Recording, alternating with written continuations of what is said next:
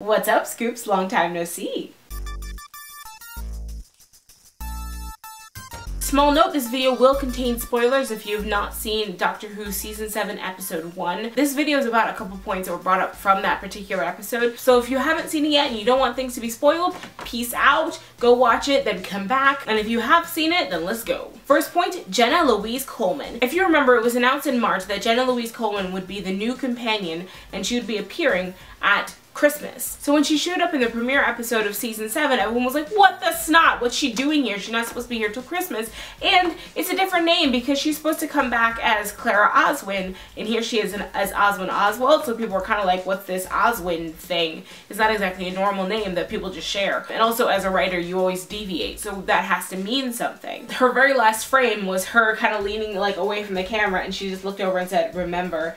And I was like, oh my gosh, I'm going to remember that for the rest of my life. Who knows what that is? Also, it could just be a red herring because Stephen Moffat is a master at red herrings. If you don't know what a red herring is, it basically means that in the construct of a mystery story, the author or the writer or whatever hands you a clue. And while you're off studying this clue over here, there's all sorts of things going on over here so that when they do the reveal, you're like, oh my gosh, I was over here. I had no idea that this was happening. And Stephen Moffat is a master at red herrings. So who knows if the Oswin thing is important?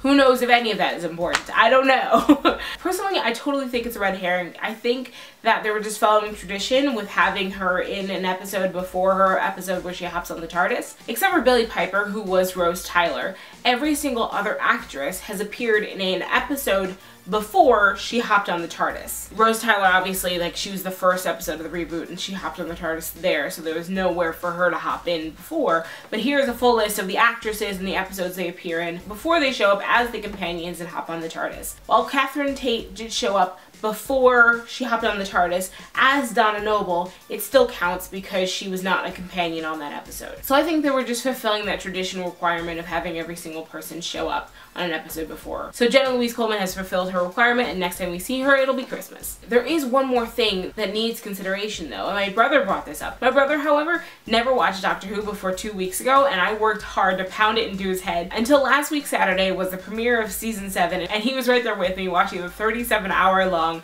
marathon and getting a half-hour worth of sleep in the middle of the repeat of The Science of Doctor Who at 6 a.m.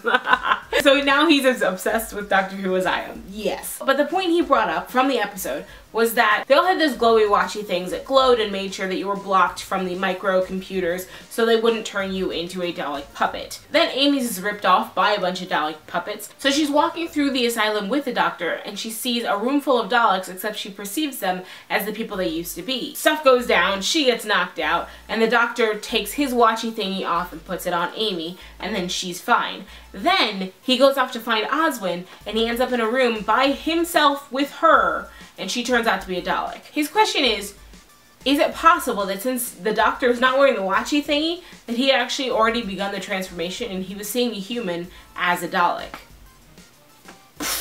Right? It's entirely possible that he just left a human being there because he did not know that he was perceiving her as anything other than what she was. I don't know. More speculation. What do you think? Comments below. Second point. This is going on all over the internet. It is being tumbled about, tweeted about. It is all over the place. People are wondering if Rory is the Master or the Master's son. Because people have noticed that over time he's become more violent, more aggressive, more angry. They're saying that might be the Time Lord, the Master in him coming out, because most of that aggression started when River regenerated near him, because that was the first time he'd ever been near regeneration energy. So they're saying that awakened something in him, because right after that he had banging in his head. So, I don't know. There's a lot of really, really good points that people are bringing up. I'll leave links for you in the description to Tumblr pages and to some videos that people make some really good points to say that Rory, my dear Rory, who I absolutely love and identify with, might actually be the Master. Sad face. But again, the Moffat lies, and the Moffat is a master of red herrings. So are we picking things out of these episodes that mean absolutely nothing?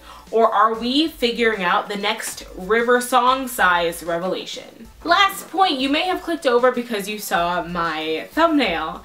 That is a poster I saw when I was like just driving through my neighborhood, and apparently Daleks are now doing roofing. I'm not sure why, and in fact it freaks me out.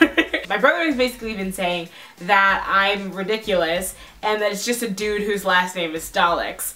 I say that's exactly what they want you to think. Obviously, I don't really believe this, but let's pretend that it is the case, that Daleks are really using a roofing company to attack the planet. I need one thing from you. I need a slogan and or a poster, like one of those Dalek World War I, like Winston Churchill kind of posters, where it's like, we are your soldier.